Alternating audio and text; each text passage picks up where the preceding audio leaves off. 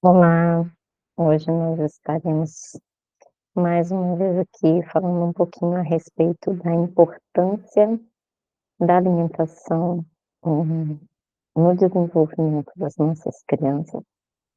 De uma forma mais específica, hoje eu vou estar falando sobre os minerais e a importância deles, né, e como eles agem dentro do organismo, para que a gente possa compreender a sua importância.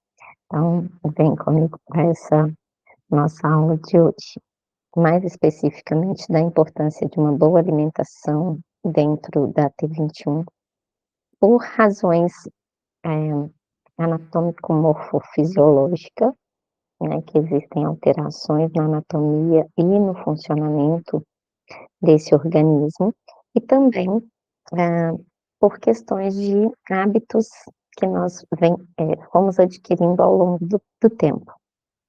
Hoje a gente tem uma oferta de alimentos inapropriados muito grande, e isso compromete o desenvolvimento das nossas crianças de forma assustadora, bem como a gente tem uma resistência de todos, não só das crianças, mas inclusive dos pais, né, em aderir a uma alimentação saudável.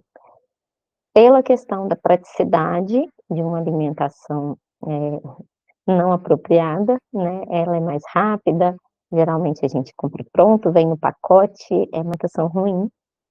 Ao longo do tempo vão surgindo e vão se, estabelecendo de forma a nos fazer repensar algumas coisas. Hoje, então, nós vamos estar falando sobre o papel dos minerais, né, do funcionamento deles dentro do organismo e quais são os minerais que nós precisamos ter mais atenção para ofertar para as nossas crianças, porque são fundamentais para um bom desenvolvimento neurológico e uma organização, do corpo de uma forma geral, né, para um bom funcionamento do organismo. Então a gente vai estar falando um pouquinho sobre a nutrição funcional, aquilo que faz o organismo funcionar. Que são então esses alimentos funcionais? São alimentos naturais que podem ser enriquecidos com substâncias que sejam interessantes para o organismo. Então a gente tem muito comumente, as suplementações, né. A suplementação na dieta das nossas crianças é algo que acontece com muita frequência.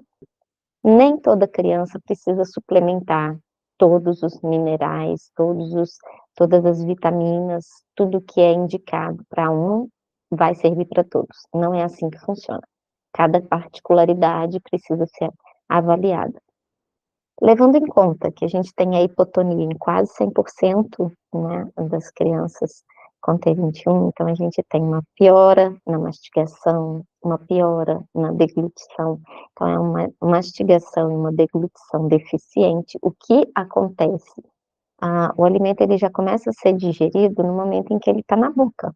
Então a gente tem enzimas que quebram, né, as primeiras partículas de nutrientes na nossa boca, então, através da mastigação e da deglutição, então já há aí uma perda nutricional, por quê? Porque esse alimento ele não é mastigado adequadamente e ao ser ingerido, né, na deglutição de uma forma ineficiente, esse alimento ele vai estar quase íntegro, muito dificilmente ele vai estar mastigado da forma que precisaria para ter as enzimas agindo ali, então já tem ali uma perda nutricional. Seguindo todo o trato digestivo, o alimento desce pelo esôfago, que não vai ter um movimento peristáltico muito facilitado, então é possível que as crianças tenham mais engasgos, elas têm, mais dificuldade de ingerir alimentos mais sólidos, mais rígidos.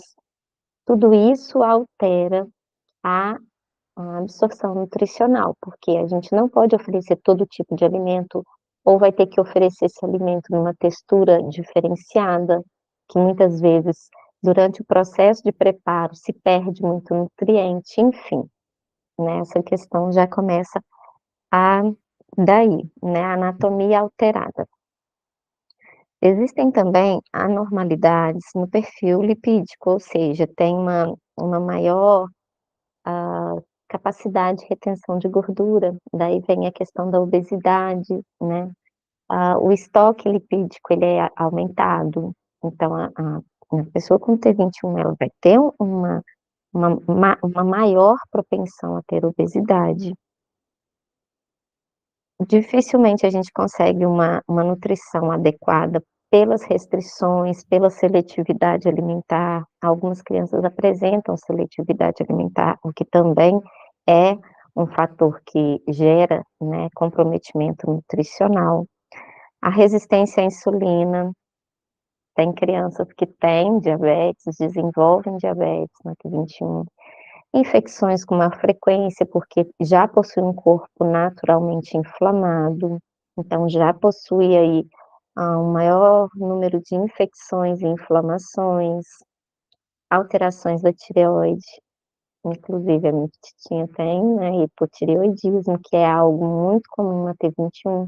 A tireoide, gente, ela é uma glândula muito importante no sistema, nutricional, porque ela interfere diretamente na absorção de alguns nutrientes. Então, essas alterações tireoidianas, elas podem sim ser um problema na alimentação.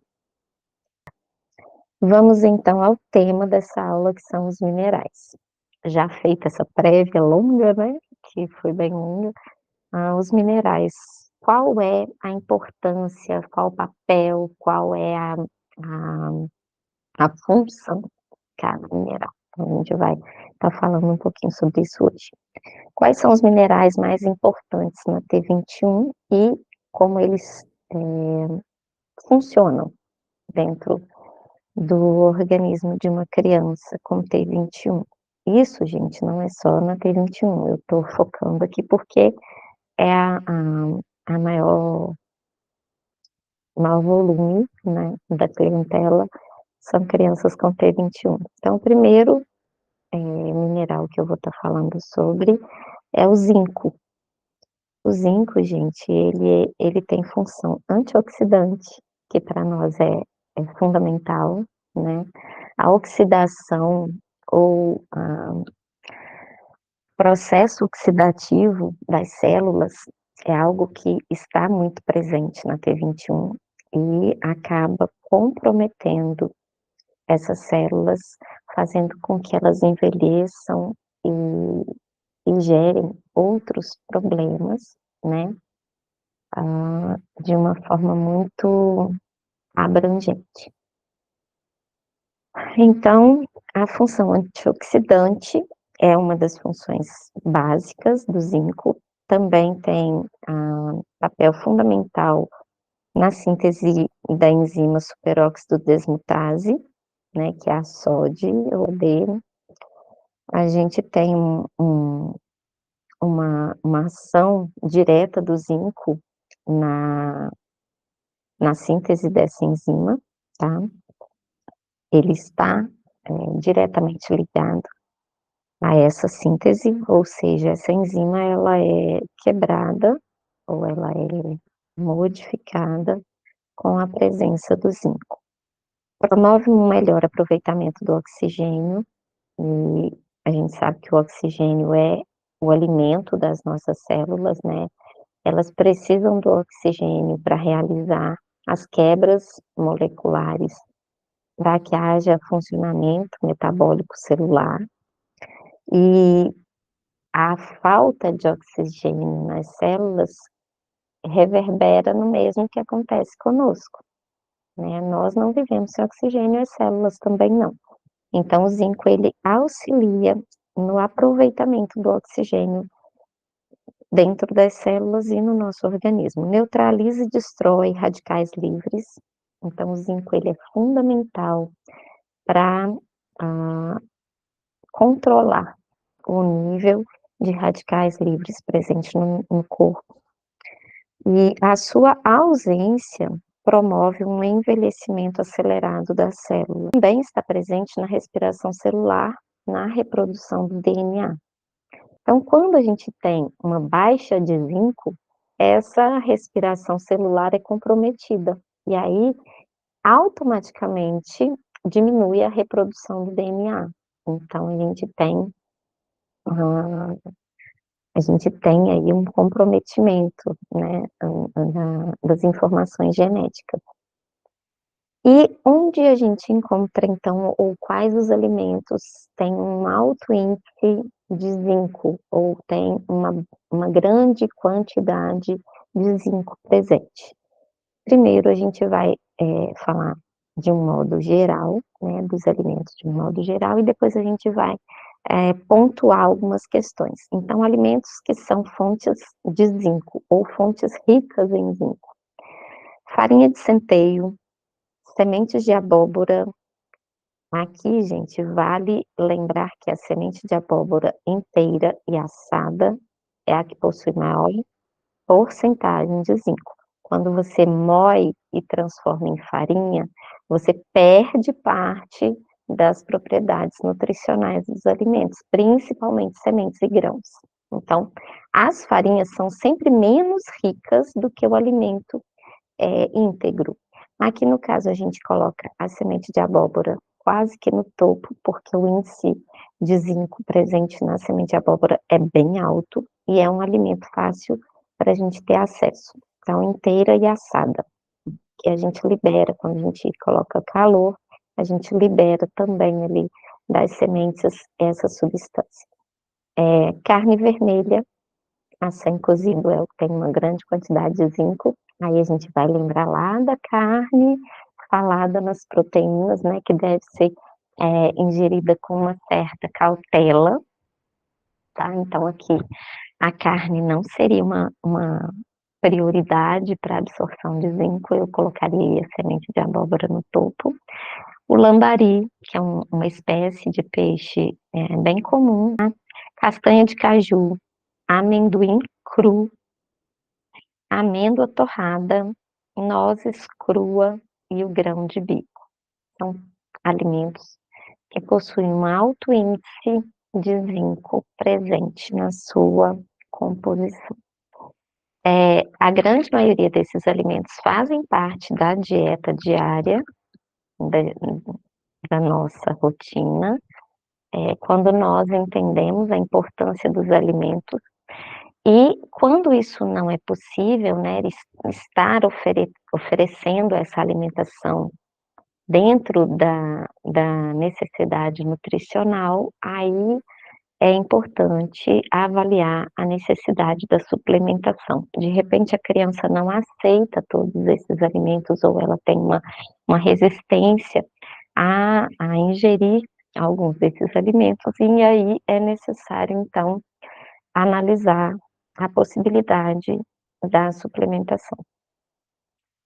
Hã, dito então a importância do zinco, eu vou passar agora a falar do selênio, que é um segundo mineral muito importante na T21, né. Selênio, ele participa diretamente da da conversão da T4, por isso que quando a gente tem aí a alteração tireoidiana, o selênio provavelmente vai ser um nutriente que precisa ser um mineral que precisa ser suplementado, devido a essa questão.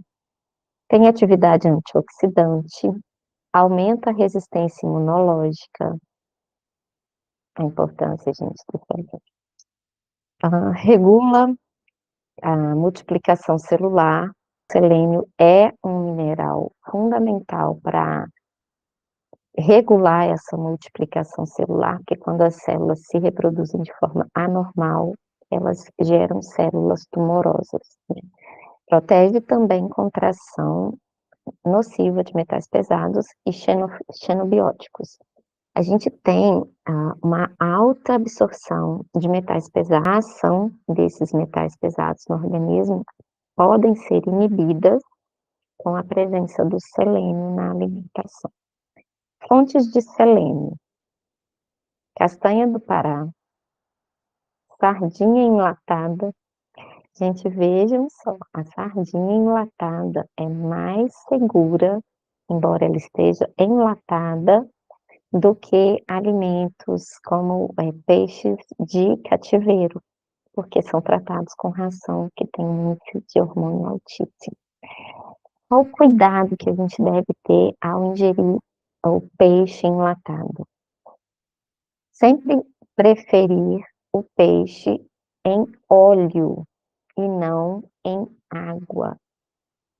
Porque quando você coloca enlatado em óleo, o óleo retém o metal pesado da lata e você, ao retirar o peixe, vai escoar esse óleo e vai retirar o excesso do óleo de cima desse peixe, né, passando ali uma água filtrada, fazendo a higienização desse peixe.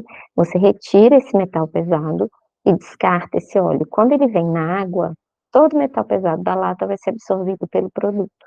Então, o peixe enlatado em óleo é o mais indicado, tá? Terceiro alimento rico em selênio seria farelo de trigo, cru, né, gente? Se você submete a cozimento, esse farelo de trigo perde essa propriedade. A semente de girassol também é rico em selênio, frango assado, principalmente a coxa, aí eu sugiro que retire a pele pelo excesso de lipídio que está presente ali, né, uma grande quantidade de gordura, então a gente retira a pele e assa, a coxa sem a pele, tá, vai ter bastante selênio, gema do ovo, camarão frito com casca. Terceiro mineral importante é o magnésio, ele atua como um relaxante muscular, tá, ele é também um estabilizador da estrutura do ATP. O ATP, gente, é a o trifosfato de adenosina, que a gente tem aí na quebra, né, metabólica, vários processos que acontecem. Então, uma das estruturas, né, do ATP, ela é estabilizada com a presença do magnésio.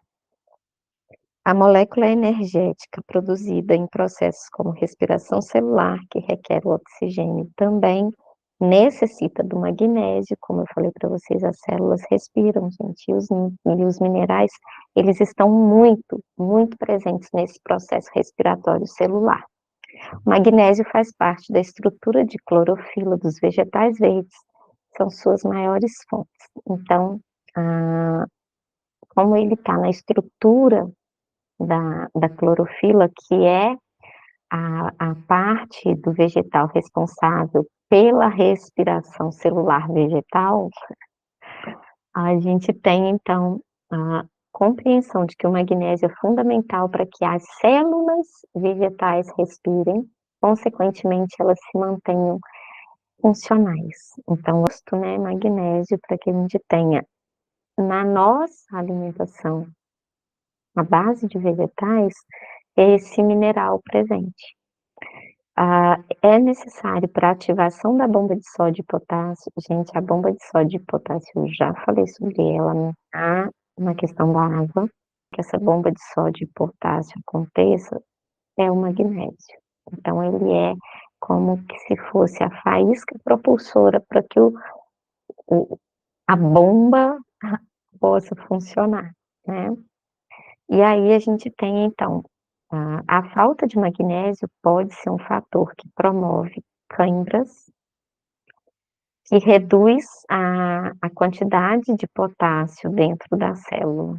Então, quando a gente tem ausência de magnésio, a gente diminui também a presença do potássio, e aí vem a cãibra. Então, a ingestão de alimentos ricos em magnésio promove uma eficiência da bomba de sódio e potássio. A gente vai ter uma regulação da homeostase do cálcio, ou seja, a estabilidade, né, quando a gente tem tudo funcionando ali regular, tudo linear, para que a gente tenha um equilíbrio de cálcio, de potássio, o próximo nutriente, né, mineral, que eu vou estar falando é o cobre, células na ausência do cobre, o que aumenta, né, o índice de doenças degenerativas como Alzheimer, Parkinson e problemas da tireoide. É essencial para a ligação cruzada do colágeno com a elastina. Então, a pele, ela precisa da presença do cobre para ter maior elasticidade. Por quê? Porque a ligação do colágeno com a elastina, que é o que gera uma pele mais firme, mais rígida, né, aquela pele, elástica, porém não amolecida, que é o que acontece quando a gente vai envelhecendo, né, a gente vai perdendo a elastina e o colágeno. Então o cobre, ele minimiza essa perda, ou ele promove a ligação entre colágeno e elastina, o que gera uma pele mais rija, mais firme, mais consistente. A ausência do cobre também, pode aumentar o número de doenças autoimunes e respiratórias. O cobre também desempenha um papel na formação óssea, como eu falei para vocês, ele está presente na estrutura óssea. A mineralização esquelética, que é aquilo que gera a solidez dos ossos, né, é por conta da presença do cobre. A integralidade do tecido conjuntivo no coração e no sistema vascular também se deve à presença do cobre. A gente tem o cobre, ele vai atuar diretamente na absorção de ferro, que é um mineral importante para a formação da hemoglobina, que são as células vermelhas do nosso sangue. A ausência do cobre propicia, então a ausência do cobre pode comprometer e muito a saúde das nossas crianças. Outro mineral importantíssimo e que a gente vai estar falando um pouquinho sobre ele aqui, é o cálcio. O cálcio participa da mineralização óssea, ou seja, a estrutura óssea, ela precisa do cálcio para enrijecimento, para se tornar algo rígido, resistente. A ausência do cálcio na nutrição pode gerar maior facilidade de sofrer fraturas, então se a gente tem um déficit de cálcio, a gente vai ter uma menor eficiência na quebra e na transformação, tanto das proteínas, quanto dos açúcares, quanto dos fosfolipídios, que são as gorduras, tá? A gente tem, então, fontes ricas de cálcio: melão, o abacate, são alimentos ricos em cálcio. A gente tem semente de linhaça, semente de chia, semente de abóbora, todas as sementes, elas vão ter um alto índice de magnésio. A gente tem as castanhas e oleaginosas, são ricas em selênio. Então, alimentos, geralmente grãos, oleaginosas, sementes, né, eles têm uma alta porcentagem de minerais. Então, a gente precisa inserir esse grupo de alimentos dentro da dieta das nossas crianças.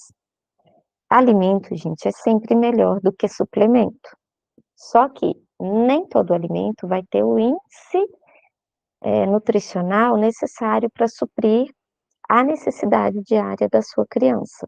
Por isso, a suplementação deve ser cogitada em alguns casos. A gente não pode descartar essa possibilidade, mas a suplementação ela é orientada por um nutricionista, né, nunca feita de forma aleatória ou generalizada, a gente precisa particularizar, né, cada situação para